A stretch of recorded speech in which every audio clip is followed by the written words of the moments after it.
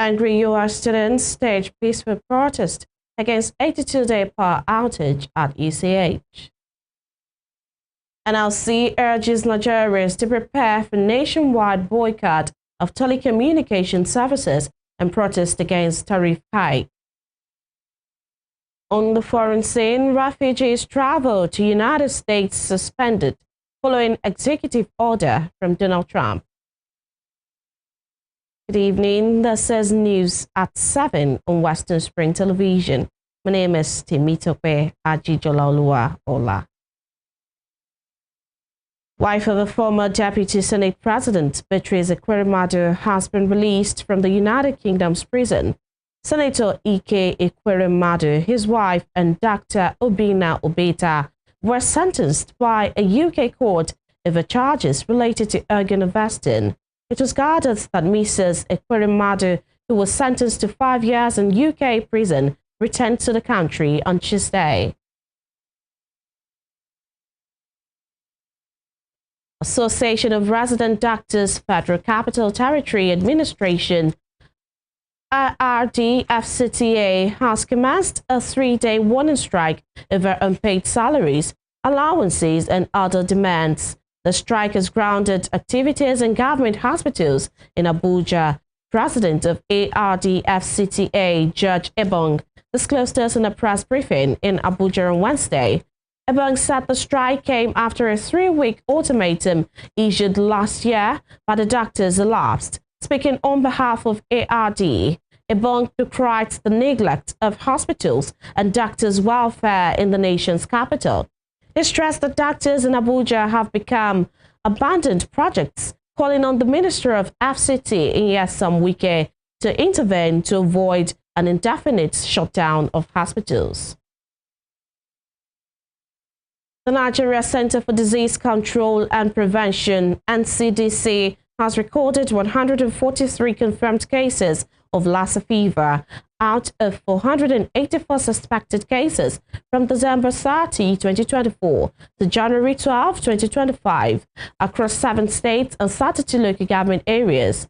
The center also reported 22 deaths, resulting in a case fatality rate of 15.4%. This was contained in the Lassa fever situation reported by the NCDC on Wednesday. According to the report, the deaths occurred in Ondo, Edo, Bauchi, Taraba, Ebonyi, and Gombe. Humans usually contract the virus through exposure to food or household items contaminated by the urine or feces of infected mastomys rat. The NCDC report noted that in a week, the number of new confirmed cases increased from 54 in epidemiological week 1 of 2025 to 89 reported in Ondo, Edo, Taraba, Bauchi, Gombe, Kogi, and Ebonyi states. The reports further revealed that 77% of all confirmed Lassa fever cases were from Ondo, Edo, and Bauchi states, while the remaining 23% were reported from 4 other states. Staying with health matters, the Osun State government has said healthcare development will be its priority for 2025. This was disclosed by the chairman of the governing board, Osun Hospital, Niyi Owolade, today at the Frontline program organized by the League of Veteran Journalists. Owolabi was speaking on how far the brain drain phenomenon has affected healthcare delivery in Osun State. Lydia Adegwaju completes the story.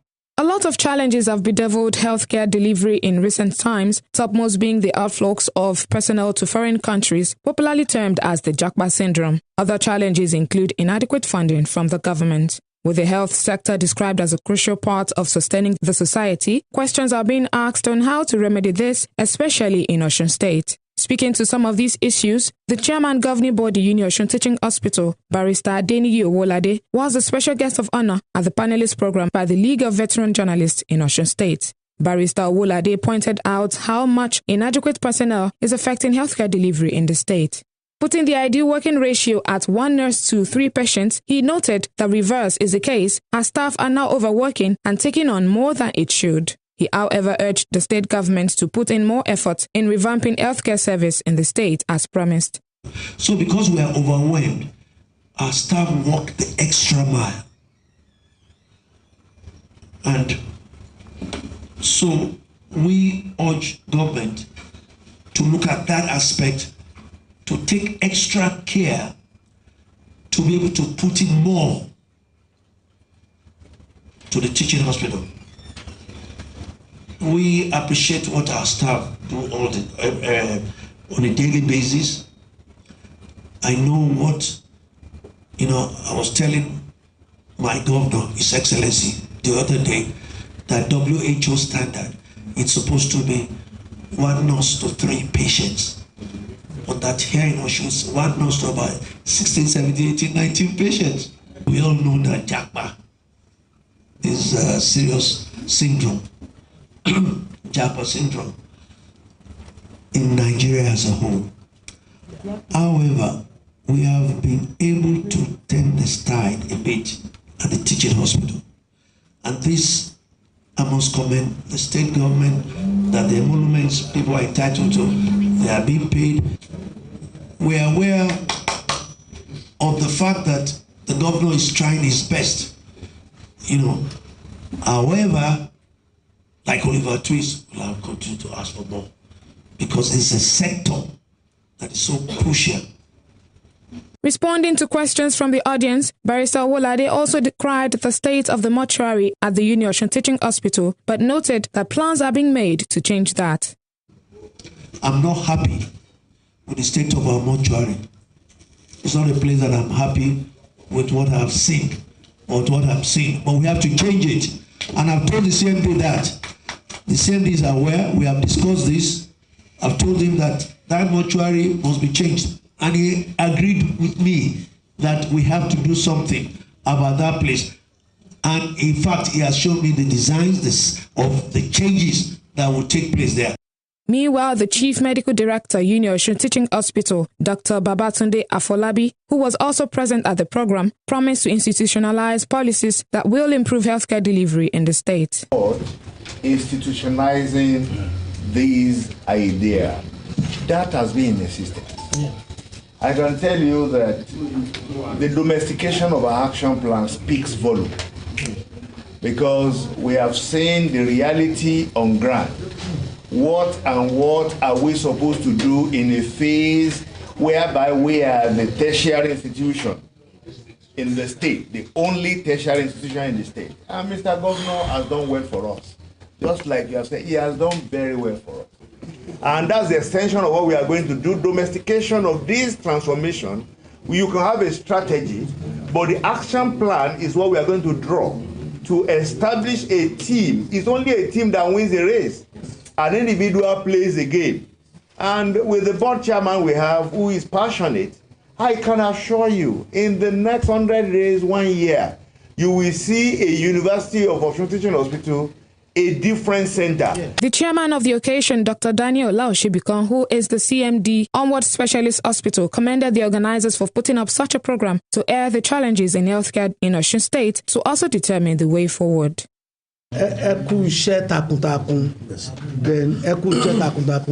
Lónìí àti tan ìmọ́lẹ̀ sí nǹkan tí ó ń ṣẹlẹ̀ nínú ilé ìwòsàn tí a gbé ń kó àwọn dókítà jáde ní Ọ̀ṣun ètò à ń pè ní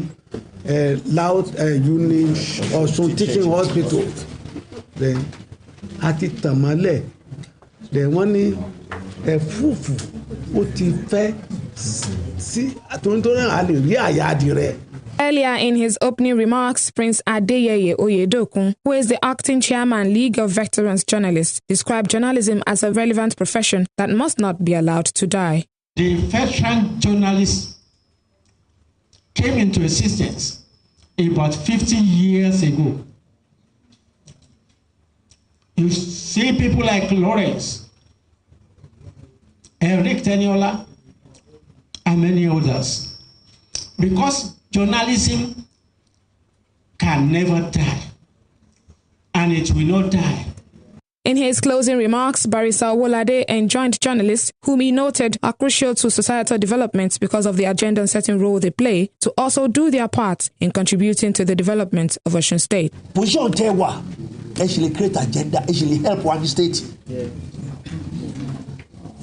You still have a key role to play for us as a society, as a base. You can help even formulate agenda. Health sector, I'm sorry, really, but there are so many other sectors. Let's talk where I need that human resources at our disposal. Oh, yeah, go show. Come and get the best in everything. Present at the Frontliners program is Chairman of Osun State Health Insurance Agency, Dr. Muyiwa Oladimeji, the Commissioner at Government House and Protocol, Honorable Ajay Gbajetumobi, and the management team of Uniosun Teaching Hospital, among others. Lydia Adegbaju, Osun Spring Television News. To education, the National Universities Commission, NUC, has upgraded some medical-related programs in Nigerian universities from bachelor's degree to doctoral status. This was disclosed in a statement on Wednesday by NUC's Acting Director of Public Affairs, Franca Chukwonwo. She said the decision was driven by the need to incorporate more clinical and practical sessions, improve foundational course coverage, enhance clinical skills, and address all specialty areas comprehensively. The Commission stated that the upgrade aligns with global best practices for training professionals in these fields. The statement further noted that as part of the changes, the duration of the affected programs has been extended from 5 to 6 years to accommodate additional courses and clinical training. Angry students of the University of Ibadan in Oyo State have staged a peaceful protest against the 82-day power outage at the University College Hospital. UCH Ibadan is a teaching hospital where medical students from UI are trained, but the teaching hospital has been experiencing a power outage since last year due to debts owed to the Ibadan Electricity Distribution Company. Addressing journalists, the president of the UI Student Union Government, Bolaji Aweda, described the blackout as persistent, stating it has crumbled academic activities within the hospital and the university. He said the situation has lingered for over 82 days as students could not study well. Among other things, the SCG president said the demands of the protesting students were the immediate restoration of light to the University College Hospital and all hospitals in Nigeria that are currently facing the same blackout. He also called for the implementation of the 50% discount on tariffs announced by the Federal Ministry of Power in 2024, as well as the revamping of the nation's healthcare sector. In another development, the Nigerian Labour Congress (NLC) has asked Nigerians to prepare for a nationwide boycott of telecommunication services in protest against the federal government's recent approval of a 50% increase in telecom tariffs. In a statement by its president, Joe Ajaero, on Wednesday, the NLC condemns the tariff hike, describing it as an unjust burden on citizens already grappling with economic challenges. The labor union expressed concern over the timing of the hike, saying it coincides with rising inflation and declining purchasing power.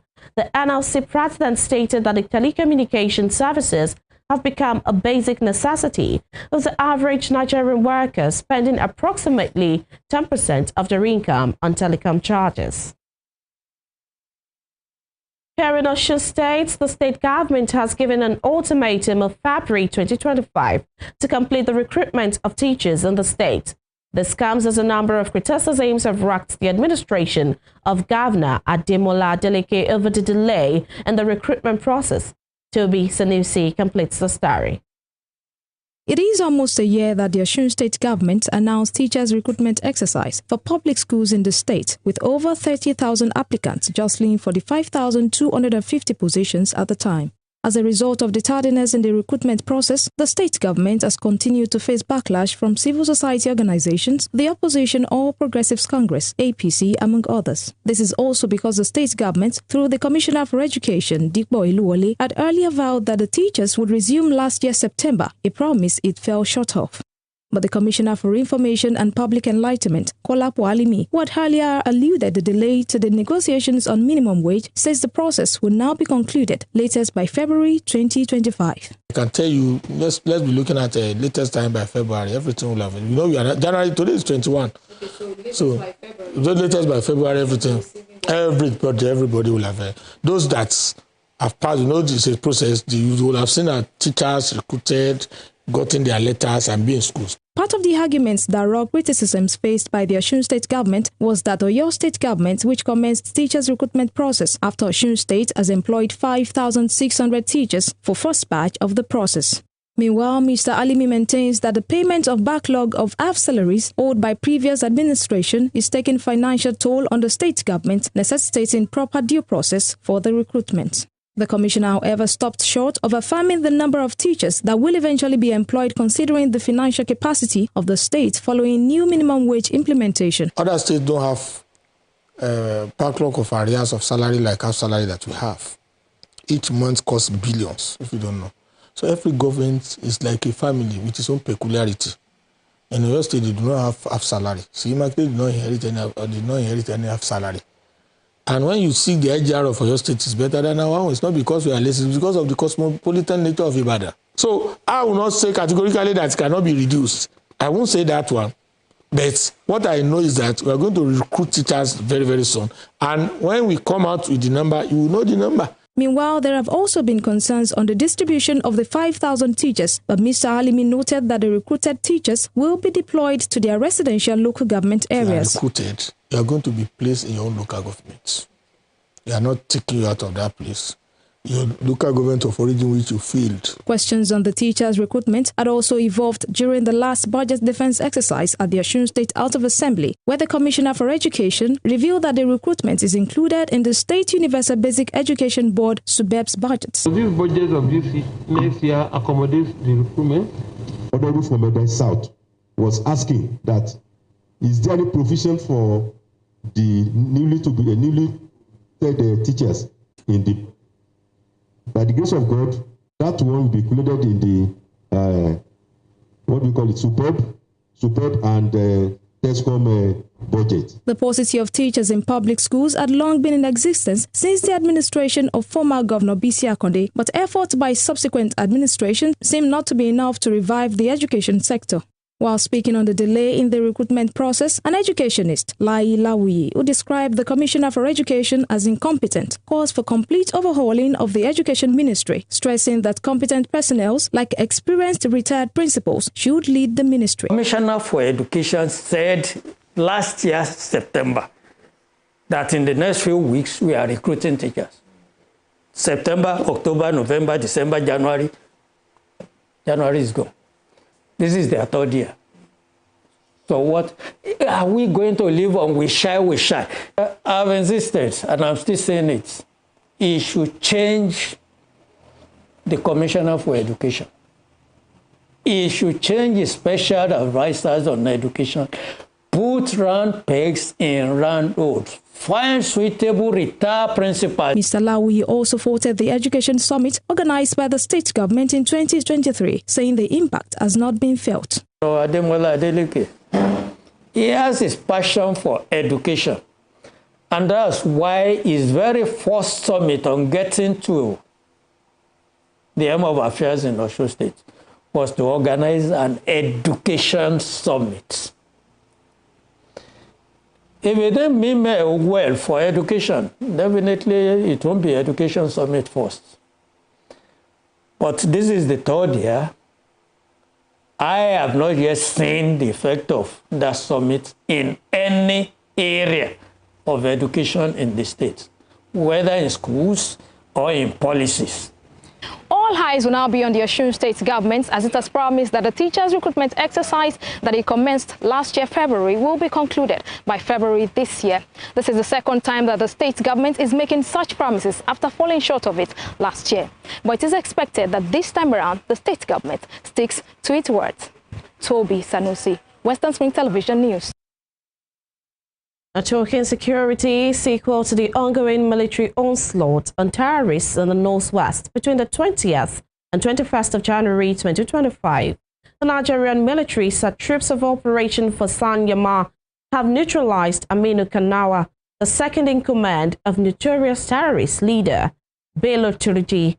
A statement by the Defense Director, Edward Buba, on Wednesday said the troops also inflicted terminal injuries on some of Turji's close allies, identified as Doso, Turji's younger brother, and Dambokolo, one of Turji's closest allies.